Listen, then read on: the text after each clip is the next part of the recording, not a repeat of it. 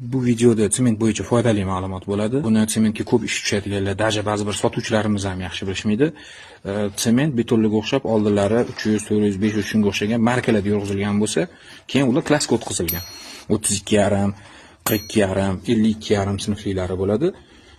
Bu uni mustahkamlik ko'rsatkichini belgilab beradi. Masalan, 32,5 oldingi taxminan 400 ga to'g'ri keladi, 42,5 oldingi taxminan 500 ga to'g'ri keladi. Hamma upakovanный sementlarda mana bunaqa yozuvi bo'ladi. Bu uni xarakteristikasini belgilab beradi.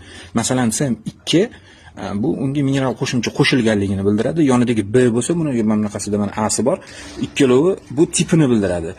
Foiz miqdorida qo'shilgan qo'shimchadan kelib chiqib turib. Masalan, I yozuvi bu izvisnyak, ohak toshi maydalab qo'shilgan. Buni o'rnida boshqa qo'shimchalar ham bo'lishligi mumkin. 32,5 bu o'sha mustahkamligini bildiradi. Zavod mana shu 32,5 ni kafolatlaydi. Ba'zi bir sementlarda ko'ramiz 450 yozilgan. U 450 dan oshib chiqishi mumkin, lekin zavod 32,5 ga kafolat beradi. Yonidagi B bo'lsa, uni tez qotuvchanligini bildiradi. N yozuvi normal qotuvchanligini bildiradi. Bu N ning o'rnida M harfi bo'lishi mumkin. Bu sekin qotuvchanligini bildiradi. Sharoitdan kelib chiqib turib tanlaymiz.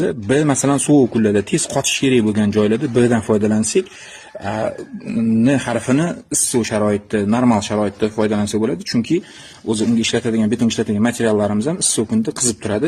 Reaksiya shundoq ham tez ketadi. Sement bo'yicha ma'lumotimiz foydali bo'lgan bo'lsa, yo'qotib qo'ymaslik uchun videoni saqlanib qo'yamiz. Sementga ko'p ish tushadiganlarga jo'natib, videoga reaksiya bildiramiz.